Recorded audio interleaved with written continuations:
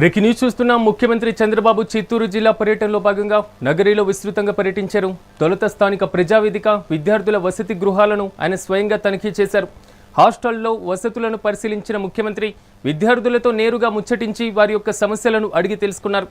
చదువుకు కావలసినటువంటి అన్ని సౌకర్యాలను ప్రభుత్వం కల్పిస్తుందని విద్యార్థులకు భరోసానిచ్చారు. అనంతరం నగరిలోని తెలుగుదేశం పార్టీ కార్యకర్తలతో ముఖ్యమంత్రి భేటీ అయ్యారు. పార్టీ బలోపేతం, నియోజకవర్గంలో చేపట్టాల్సినటువంటి అభివృద్ధి పనులపైన చర్చించినట్లుగా తెలుస్తోంది.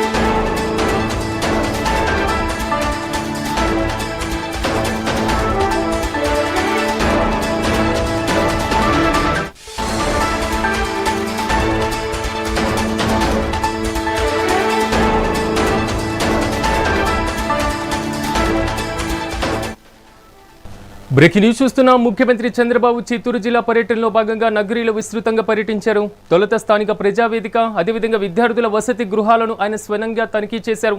అయితే హాస్టల్లో ఉన్నటువంటి వసతులను పరిశీలించిన ముఖ్యమంత్రి విద్యార్థులతో నేరుగా ముచ్చటించి వారి యొక్క సమస్యలను అడిగి తెలుసుకున్నారు. అయితే చదువుకు కావలసినటువంటి అన్ని సౌకర్యాలను ప్రభుత్వం కల్పిస్తుందని విద్యార్థులకు భరోసా కూడా ఇవ్వడం జరిగింది. అనంతరం నగరిలోని తెలుగుదేశం పార్టీ కార్యకర్తలతో ముఖ్యమంత్రి ప్రత్యేకంగా భేటీ అయ్యారు. ప్రధానంగా ఈ భేటీలో పార్టీ బలోపేతంతో పాటుగా నియోజకవర్గంలో చేపట్టాల్సినటువంటి అభివృద్ధి పనులపైన చర్చించినట్లుగా తెలుస్తుంది. మొత్తం మీద ముఖ్యమంత్రి పర్యటనకు సంబంధించి మరింత సమాచారం మా ప్రతినిధి రమణ్ కుమార్ అందిస్తారు. రమణ్ కుమార్, చెప్పండి. ముఖ్యమంత్రి హాస్టల్స్ ని కూడా తనిఖీ చేయడం జరిగింది. ఆకస్మికంగా తనిఖీ చేశారు. అక్కడ సిచ్యువేషన్ మీద విద్యార్థులతో ఎలా సంభాషణ చేయడం జరిగింది? మొత్తం మీద ముఖ్యమంత్రి పర్యటనకు సంబంధించినటువంటి అప్డేట్స్ ఏంటి? రైట్ సిరాజ్, ఏదైతే ముఖ్యమంత్రి చంద్రబాబు నాయుడు చిత్తూరు జిల్లా నగిరి నియోజకవర్గ పర్యటన నిమిత్తం ఆయన 11:50 ఈ రోజు నగిరికి చేరుకున్నారు. అటు తర్వాత అక్కడ ముఖ్య నేతలతో కూడా ఆయన స్వాగతం పలికిన పరిస్థితి అయితే అటు తర్వాత అక్కడే ఏర్పాటు చేసిన బహిరంగ సభలో ఆయన స్వచ్ఛాంధ్ర స్వర్ణాంధ్రలో భాగంగా అక్కడ ప్రజలను ఉద్దేశించి కూడా మాట్లాడిన పరిస్థితి. అటు తర్వాత అక్కడే స్వర్ణాంధ్ర స్వచ్ఛాంధ్ర కార్యక్రమంలో భాగంగా అక్కడున్న ఎవరైతే కార్మికులు ఉన్నారో వారి అందరినీ కూడా ముఖ్యమంత్రి చంద్రబాబు నాయుడు ఆప్యాయంగా పలకరించి ఆ సభను ఉద్దేశించి కూడా ఆయన మాట్లాడిన పరిస్థితి అయితే ఉంది. గత వైసీపీ ప్రభుత్వంలో చేసిన అరాచకాలు అన్ని ఇన్ని కావనేదని వాటన్నిటిని కూడా ఒక్కొక్కటిగా రూపుమాపుతూ కూడా ప్రభుత్వం ముందుకు వెళ్తూ ఉన్న పరిస్థితి ఉందని కూడా చెప్పడం జరిగింది. ముఖ్యంగా రైతులకు ఇబ్బంది పెట్టే విధంగా భూ సమస్యను గత 5 ఏళ్లలో భూతంలా పట్టి పీడించారని కూడా ఆయన ఈ సందర్భంగా జగన్మోహన్ రెడ్డికి సంబంధించి విమర్శలు గుప్పించిన పరిస్థితి అయితే ఉంది. ఎక్కడా కూడా పట్టాదారు పాసు పుస్తకాలపై రాజముద్ర తప్ప ఇంకేది ఉండేది కాదని, కానీ జగన్మోహన్ రెడ్డి తన ఫోటోను చేసుకుని పట్టా పాసుదారు పుస్తకాలు ఇవ్వడం ఎంతవరకు కరెక్ట్ అనేది కూడా ఆయన ఈ సందర్భంగా ప్రశ్నించారు. మోడీ వీరందరికన్నా కూడా జగన్మోహన్ రెడ్డి పెద్ద గొప్పవాడ అంటూ కూడా ఆయన ఈ సందర్భంగా జగన్మోహన్ రెడ్డిని తీవ్ర విమర్శలు కూడా చేసిన పరిస్థితి అయితే ఉంది. శాశ్వతంగా ఏదైతే మీ పొలాల్లో ఉండాలనుకున్నప్పుడు ఏదైతే వారి పాస్ పుస్తకాలు రాజముద్రతోనే ఉండాలి తప్ప వాటన్నిటికీ కూడా జగన్మోహన్ రెడ్డి పట్టా పాస్ పుస్తకాలు ఏ విధంగా ఇస్తారంటూ కూడా ఈ సందర్భంగా ప్రశ్నించిన పరిస్థితి అయితే ఉంది.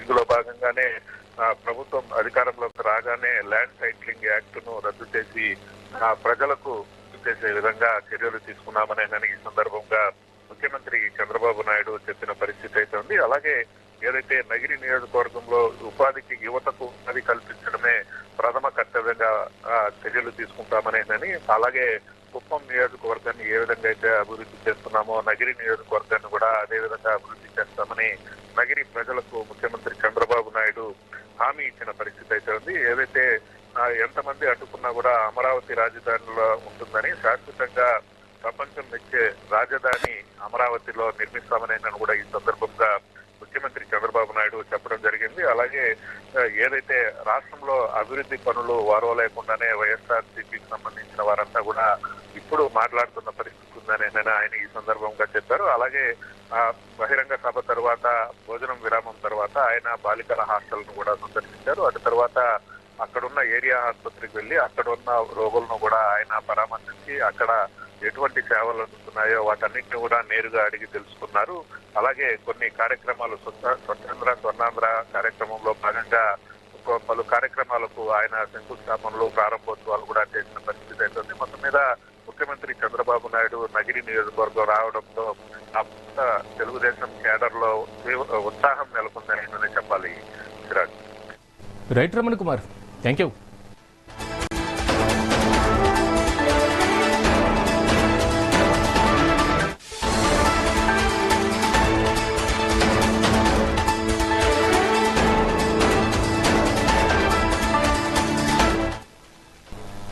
కృష్ణా జిల్లా అవనిగడ్డ నియోజకవర్గంలోని మోపిదేవిలో సినీ హీరో నారా రోహిత్ సందడి చేశారు. ప్రముఖ పుణ్యక్షేత్రమైన శ్రీ వల్లి దేవసేన సమేత శ్రీ సుబ్రహ్మణ్యేశ్వర స్వామిని దర్శించుకున్నారు. ప్రముఖ సినీ నిర్మాత అట్లూరి నారాయణరావు ఆహ్వానం మేరకు విచ్చేసినటువంటి రోహిత్ కు కూటమి నేతలు ఘన స్వాగతం పలికారు. ఈ సందర్భంగా నిర్మాత అట్లూరి నారాయణరావు స్వామివారికి బహుకరించినటువంటి ₹1,00,00,000 విలువైనటువంటి నూతన టేకు రథాన్ని నారా రోహిత్ ప్రారంభించారు. రథ కలశానికి ప్రత్యేకమైనటువంటి అభిషేకాలు నిర్వహించి స్వామివారి కృపకు పాత్రులయ్యారు.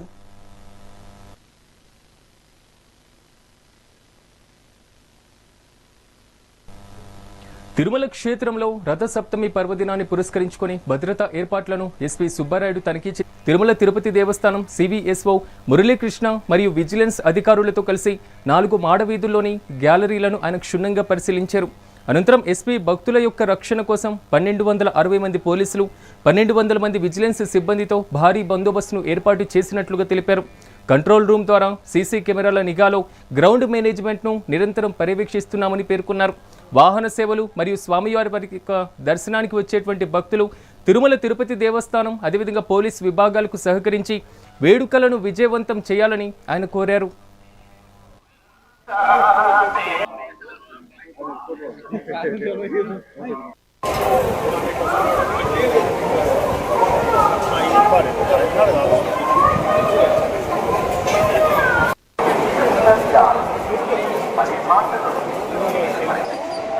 మీదే ఊరు?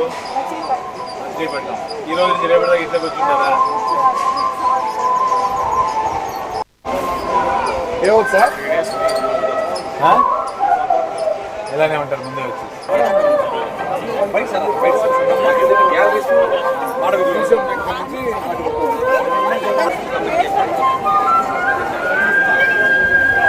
రథసప్తమి సందర్భంగా తిరుమల తిరుపతి ప్రాంతాల్లో పూర్తిగా వచ్చే భక్తులకు ఎటువంటి ఇబ్బంది కలగకుండా వచ్చిన భక్తులు పూర్తిగా దర్శనం చేసుకుంటూ స్వామివారిని దర్శనం చేసుకునే విధంగా అన్ని రకాల భద్రతా చర్యలు తీసుకోవడం జరిగింది. దాదాపు 1,260 మంది పోలీసు విభాగాన్ని, ఏఆర్, ఏపీఎస్పీ, ఎస్డీఆర్ఎఫ్ మరియు ఎన్డీఆర్ఎఫ్ విభాగాల్ని తీసుకొని అన్ని ప్రాంతాలను కూడా అటు ట్రాఫిక్ను ఇటు క్రౌడ్ కంట్రోల్ని అన్నింటినీ కూడా పూర్తిగా కెమెరాల ద్వారా కమాండ్ కంట్రోల్ ద్వారాను ఇటు ఫిజికల్గా ఆఫీసర్స్ని డిప్లాయ్ చేసి అన్ని రకాల భద్రతా చర్యలు తీసుకోవడం జరిగింది. ముఖ్యంగా ఇటు పోలీసు, టీటీడీ, విజిలెన్స్ విభాగాలతో సమన్వయం చేసుకుంటూ గ్యాలరీలో ఉన్న భక్తుల్ని పూర్తిగా ఎటువంటి ఇబ్బంది కలగకుండా చెక్ చేసి తీసుకోవడం, వారు దర్శనం తర్వాత బయటికి వెళ్ళేటప్పుడు ఎగ్జిట్ గేట్ కానీ ఎంట్రీ గేట్ కానీ పూర్తిగా సూచికల ద్వారా చెప్పడం జరిగింది. భక్తులకు ఒకటే మనవి, మీరు ఎట్టి పరిస్థితుల్లో కూడా టీటీడీ మరియు విజిలెన్స్ విభాగాలు ఏదైతే మీకు సూచించారో వాటిని తప్పకుండా పాటిస్తే ఇతర భక్తులకు ఎటువంటి ఇబ్బంది కలగకుండా మీరు అన్ని రకాల దర్శనాలు చేసుకుని సంతోషంగా ఇల్లు చేరే అవకాశం ఉంటుంది. ట్రాఫిక్ని కూడా పూర్తిగా ఎటువంటి ఇబ్బంది లేకుండా ఒక ఆల్రెడీ ఎక్స్పీరియన్స్డ్ ఆఫీసర్స్ని ఇక్కడ అపాయింట్ చేయడం జరిగింది. ఈ కేటాయించిన పార్కింగ్ ప్రాంతాల్లో వెహికల్స్ పెట్టుకొని అక్కడి నుండి మోడల్ స్ట్రీట్లోకి చేరుకుంటే ఇక్కడ ట్రాఫిక్ అంతరాయం కూడా కలగకుండా ఉంటుంది. తిరుపతి, తిరుమల అదే కాకుండా తిరుపతిలో అన్ని ప్రాంతాల నుండి కూడా వచ్చే భక్తులకు అటు పార్కింగ్ సదుపాయం అయితేనేమి, railway station, bus stand, Alipiri పాదాల ఏరియాలో కమాండ్ కంట్రోల్ ద్వారా అక్కడ ఉన్న సీసీ కెమెరాలు, డ్రోన్ల ద్వారా అక్కడ కంట్రోల్ చేసుకుంటూ ఎక్కడ ఇబ్బంది ఉన్నా అటెండ్ అయ్యే విధంగా ఆఫీసర్ని అపాయింట్ చేయడం జరిగింది. చంద్రగిరి ఎమ్మెల్యే పులివర్తి నాని పిలుపు మేరకు మండలంలోని మిట్టపాలెం పంచాయతీలో స్వర్ణాంధ్ర స్వచ్ఛాంధ్ర కార్యక్రమం ఘనంగా నిర్వహించారు. అయితే ఈ సందర్భంగా శ్రీనివాస మంగాపురం చేరుకున్నటువంటి ఎమ్మెల్యేకు అధికారులు కూటమి నాయకులు ఘన స్వాగతం పలికారు. అనంతరం శ్రీవారి యొక్క మెట్ల మార్గంలో స్వచ్ఛ రథాన్ని ప్రారంభించినటువంటి ఎమ్మెల్యే ప్లాస్టిక్ రహిత చంద్రగిరి కోసం నినాదాలు చేశారు. ఈ సందర్భంగా ఎమ్మెల్యే ప్రతి నెల 3వ శనివారం ఈ కార్యక్రమాన్ని ఒక యజ్ఞంలా నిర్వహించాలని పిలుపునిచ్చారు. ముఖ్యంగా ఇంటి వద్దే తడి పొడి చెత్తను వేరు చేసేలా ప్రజలను ప్రోత్సహిస్తున్నామని, ఇందుకు ప్రతిఫలంగా ప్రభుత్వం తరపున నిత్యావసర సరుకులు అందిస్తున్నట్లుగా తెలిపారు. ప్రజలు అధికారులు కలిసి మానవహారంగా ఏర్పడి స్వచ్ఛతపైన ప్రతిజ్ఞ చేశారు.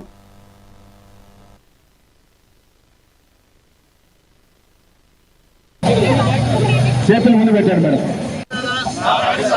పరిశుభ్రత కొరకు ప్రతిరోజు కొంత సమయం కేటాయిస్తానని నా వంతు కృషిగా స్వచ్ఛత కార్యక్రమాల కొరకు శ్రమదానం చేసి పరిశుభ్ర ఆంధ్రప్రదేశ్ సాధించే సంకల్పానికి కట్టుబడి ఉంటానని ఈ రోజు పరిశుభ్రత గురించి రాష్ట్రాన్ని శుభ్రపరచడంలో సాయం చేస్తుందని నమ్ముతూ ఈ రోజు నుండి నా తోటి వారికి స్వచ్ఛత, ప్లాస్టిక్ నిర్మూలనపై మరియు ప్రతిజ్ఞలపై వినియోగంపై అవగాహన కల్పించే దిశగా ప్రయత్నిస్తానని, మన ఆంధ్రప్రదేశ్ ను స్వచ్ఛాంధ్రప్రదేశ్ గా తీర్చిదిద్దేట్లు నా వంతు కృషి చేస్తానని ప్రమాణం చేస్తున్నాను. స్వర్ణాంధ్ర. కృష్ణా జిల్లాలో ప్రముఖ పుణ్యక్షేత్రంగా విరాజిల్లుతున్నటువంటి మోపిదేవి శ్రీవల్లి దేవసేన సమేత శ్రీ సుబ్రహ్మణ్యేశ్వర స్వామి వారిని ఆంధ్రప్రదేశ్ హైకోర్టు న్యాయమూర్తులు చీకటి మానవేంద్రరాయ్, అదేవిధంగా వేణుతురుమల్లి గోపాలకృష్ణరావు, శ్రీనివాస్ దర్శించుకున్నారు. దేవస్థానానికి వచ్చినటువంటి హైకోర్టు న్యాయమూర్తులను డిప్యూటీ కమిషనర్ దాసరి శ్రీరామ వరప్రసాదరావు ఆధ్వర్యంలో ఆలయ పండితులు పూర్ణ కుంభంతో ఘన స్వాగతం పలికారు. ఆలయ ఆవరణలో గల నాగపుట్టలో న్యాయమూర్తులు పాలు పోసి మొక్కులు చెల్లించుకున్నారు.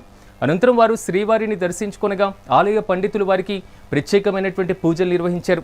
వారిని దాసరి శ్రీరామ వరప్రసాదరావు ఆలయ మర్యాదలతో ఘన స్వాగతం పలికారు. అదేవిధంగా స్వామివారి యొక్క చిత్రపటాలను, ప్రసాదాలను అందజేశారు. ఆలయ ప్రాంగణంలోని నాగవల్లి వృక్షం విశిష్టతలను తెలుసుకొని పూజలు నిర్వహించారు.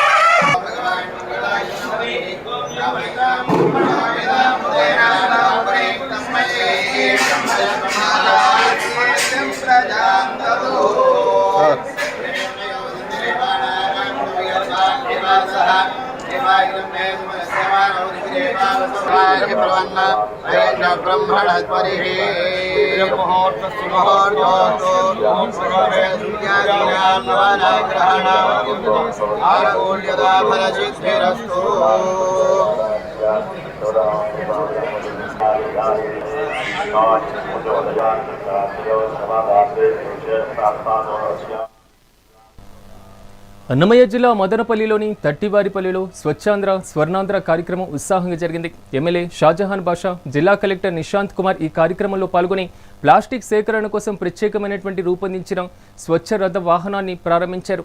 పరిశుభ్రతే ఆరోగ్యానికి మూలమని, ప్రతి నెల 3వ శనివారం ఈ కార్యక్రమాన్ని ఒక యజ్ఞంలా నిర్వహించాలని వారు పిలుపునిచ్చారు. ప్లాస్టిక్ వ్యర్థాలను అందజేసినటువంటి మహిళలకు ప్రోత్సాహకరంగా నిత్యావసర సరుకులను పంపిణీ చేసి ప్రజల్లో స్వచ్ఛతపైన అవగాహన కల్పించారు.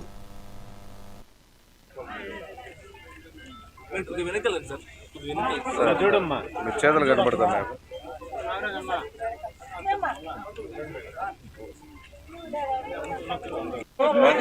కొంత సమయం కేటాయిస్తానని మా వంతు కృషిగా స్వచ్ఛతా కార్యక్రమాల కొరకు శ్రమదానం చేసి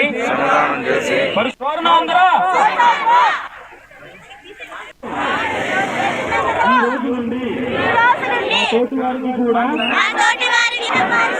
బహిరంగ మలమూత్ర విసర్జన నుండి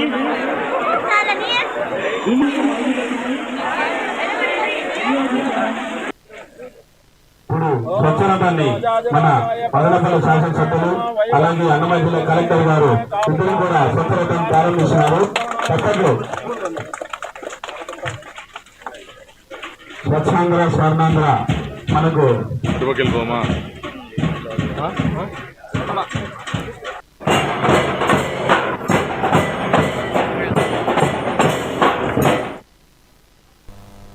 తిరుపతిలో సంచలనం సృష్టించిన చిన్నారి కిడ్నాప్ కేసు మిస్టరీ వీడింది. 13 నెలల చిన్నారి జయశ్రీ కిడ్నాప్ కేసులో పోలీసులు కీలకమైనటువంటి పురోగతిని సాధించారు. ఈ కేసులో సంబంధం ఉన్నటువంటి 6 మందిని పోలీసులు అరెస్టు చేశారు. ఈ నెల 21వ తేదీన తిరుపతి నగరంలోని చింతనచేరు ప్రాంతంలో ఇంటి వద్ద ఆడుకుంటున్నటువంటి చిన్నారి జయశ్రీని ఆగంతకులు అపహరించారు. అయితే తల్లిదండ్రుల ఫిర్యాదు మేరకు కేసు నమోదు చేసిన పోలీసులు దర్యాప్తును వేగవంతం చేశారు. సీసీటీవీ ఫుటేజ్ ఆధారంగా చిన్నారిని కిడ్నాప్ చేసినట్లుగా గుర్తించారు. కిడ్నాపర్లను పట్టుకునేందుకు ప్రత్యేకమైనటువంటి బృందాలను కూడా ఏర్పాటు చేసినట్లుగా పోలీసులు తెలిపారు. సెల్ ఫోన్ సిగ్నల్స్ ఆధారంగా వారి యొక్క కదలికలను గుర్తించారు. మత్తులో ఉన్నటువంటి కిడ్నాపర్లను విచారించగా చిన్నారిని విక్రయించినటువంటి ప్రాంతానికి సంబంధించిన కీలక సమాచారం వెలుగులోకి వచ్చింది. దీంతో వెంటనే స్పందించినటువంటి పోలీసులు చిన్నారి జయశ్రీని సురక్షితంగా స్వాధీనం చేసుకున్నారు. అలాగే చిన్నారిని కొనుగోలు చేసినటువంటి కుటుంబాన్ని కూడా అదుపులోకి తీసుకున్నారు. ఈ కిడ్నాప్ కేసుతో సంబంధం ఉన్నటువంటి 6 మందిని తమిళనాడు రాష్ట్రం వేలూరు జిల్లా విడదంపట్టు పట్టణంలో అరెస్టు చేశారు. అదేవిధంగా పోలీసులు పట్టుకునే లోపే చిన్నారిని రైల్లో కాట్పాడి నుంచి ఈ రోడ్డు వరకు భిక్షాటనకు ఉపయోగించినట్లుగా దర్యాప్తులో తేలింది. దీనిలో ఎవరు తీసుకెళ్లారు అని ఒక నిర్ధారణకు వచ్చిన తర్వాత దీంట్లో ఆ 13 నెలల పాపని మరియమ్మ కందన్ అనే వాళ్ళు వీళ్ళు కూడా ఎక్కడ ఉంటారు, వీళ్ళు కూడా వీళ్ళ ఇంటి పక్కనే చింతల చేరులో వీళ్ళ ఇంటి పక్కనే ఉంటారు. సో వీళ్ళు ఒక పాపను తీసుకొని పోయినారు అని నిర్ధారించుకున్న తర్వాత వీరి గురించి వెతకలాడడం స్టార్ట్ చేయడం. దీనిలో ఒక 3 బృందాలుగా విడగొట్టడం జరిగింది మన తిరుపతి డిఎస్పీ గారి ఆధ్వర్యంలో. ఇన్స్పెక్టర్ శ్రీనివాసులు కానీ హేమాద్రి ఇంకా ఇంకో బృందం ద్వారా సో డిఫరెంట్ ఏరియాస్కు పంపించడం జరిగింది బృందాల్ని. పాప ట్రేస్ అయింది. ఏందంటే ఈ మరియమ్మ కందన్ వాళ్ళు తీసుకొని నిన్న సాయంత్రం 6 గంటలకు విడదంపట్టు ఏరియాలో ఈ పాప ట్రేస్ అయింది. ఈ పాప యొక్క ఎవరైతే తీసుకెళ్లారో వాళ్ళను అరెస్ట్ చేయడం జరిగింది. అదేవిధంగా వీళ్ళు ఏం చేస్తారంటే ఇద్దరే కాకుండా ఈ పాపని మిగతా గ్యాంగ్కు అమ్మారు. ఒక 25,000 రూపాయలకు పాపను అమ్మడం జరిగింది. సో ఇదంతా ఏంటంటే ఈ బెగ్గింగ్ బ్యాచ్ ఇది. అంటే చిన్నపిల్లలను తీసుకెళ్లడం, బెగ్గింగ్ చేయించడం, దానివల్ల వచ్చిన ఆదాయంతో బ్రతకడం అనేటువంటిది మిగతా వాళ్ళ వృత్తి. దీనిలో ఎవరు ఇక్కడ మనకి ఏంటి ఇన్ఫర్మేషన్ మనకి ఇంత బాగా ఎందుకు వచ్చేసిందంటే ఎవరు తీసుకొని పోయిండేది కన్ఫర్మ్ అయింది పక్కింటి వాళ్ళని. వాళ్ళు ఇక్కడ పేపర్లు అమ్ముతున్నారు కాబట్టి ఎవరైతే ఆ వేస్ట్ పేపర్స్ కొంటున్నారో వాళ్ళు మనకి వీళ్ళ గురించి పూర్తి ఫోన్ నెంబర్లు కానీ ఇట్లాంటివన్నీ ఈజీగా తీసుకోవడం జరిగింది. వాళ్ళు వీళ్ళని మాకు బెగ్గింగ్ చేసుకునే ఒక చిన్న అమ్మాయి కావాలా, అవసరమైతే డబ్బులు ఇస్తారు వాళ్ళు అని చెప్పడం జరిగింది. వాళ్ళకి అవకాశం వచ్చింది. ఇక్కడ ఇంటి పక్కనే ఉంది. ఆ చిన్న అమ్మాయి తల్లి కూడా వీళ్ళను నమ్మింది. ఆమె పని చేసుకుంటూ ఈ అమ్మాయిని కూడా వీళ్ళు ఎవరో ఒకరు చూసుకుంటారులే ఏమీ కాదులేనే ఉద్దేశం గమనించారు వీళ్ళు. అది కరెక్ట్ టైం చూసుకొని తీసుకొని పోవడం జరిగింది. ఇక్కడ మనకి ఏంటి అనంతపురంలోని నవోదయ కాలనీలో స్వచ్ఛాంధ్ర స్వర్ణాంధ్ర కార్యక్రమం వినూత్నంగా జరిగింది. Urban MLA Venkateswara Prasad, incharge collector Vishnu Charan ఈ కార్యక్రమంలో పాల్గొన్నారు. ఇంటి వద్దే వ్యర్థాలను కంపోస్టుగా మార్చేటువంటి విధానాన్ని ఎమ్మెల్యే పరిశీలించారు.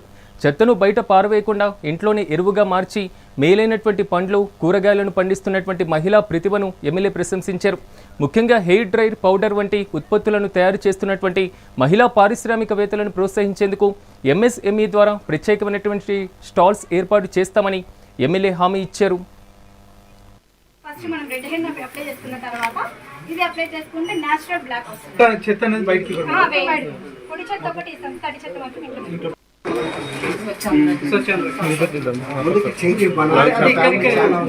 మీరు ఎక్కడ అమ్ముతారో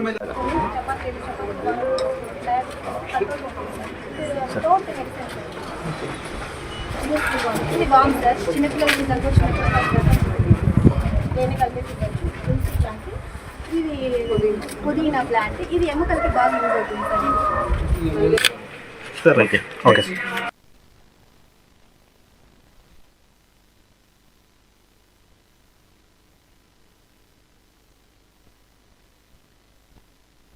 ప్రతి 3వ శనివారం సాసా ప్రోగ్రాం చేయమని ఆదేశాలు ఉన్నాయి.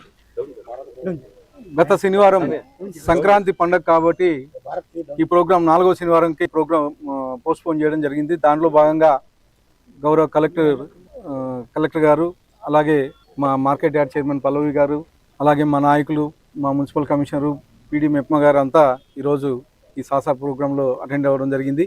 ముఖ్యంగా ఈరోజు వినూత్నంగా ఒక ఇంటిని సందర్శించడం జరిగింది. దాంట్లో ఇంట్లో వ్యర్థాలు ఏవైతే వస్తున్నాయో బయట పడేయకోకుండా ఆ వ్యర్థాలని ఆమె కంపోస్ట్గా మార్చుకుంటూ ఇంట్లో గార్డెన్ ఏర్పాటు చేసుకున్నారు. ఆ గార్డెన్ నుంచి రకరకాల ఫ్రూట్స్, వెజిటేబుల్స్ ఇలాంటివి పండించడం జరుగుతుంది. ముఖ్యంగా ఒక చెట్టు నుంచి ఆమె హెయిర్ డ్రై పౌడర్ తీస్తూ ఉంది. దాని క్వాంటిటీ చాలా తక్కువ క్వాంటిటీ వస్తూ ఉంది. దాన్ని మెప్మా ద్వారా ఎక్కువ క్వాంటిటీ వచ్చే విధంగా మోటివేట్ చేయమని చెప్పేసి మేము కోరడం జరిగింది. దాంట్లో భాగంగా మా ముఖ్యమంత్రి వర్యులు ప్రతి కాన్స్టిట్యున్సీలో ఒక ఎంఎస్ఎంఈ ఏర్పాటు చేయడం జరిగింది. ఎంఎస్ఎంఈ ద్వారా కానీ ఆమెకు ఒక స్టాల్ కానీ ఇప్పించే ఏర్పాటు చేస్తామని చెప్పేసి తెలియజేయడం జరుగుతూ ఉంది.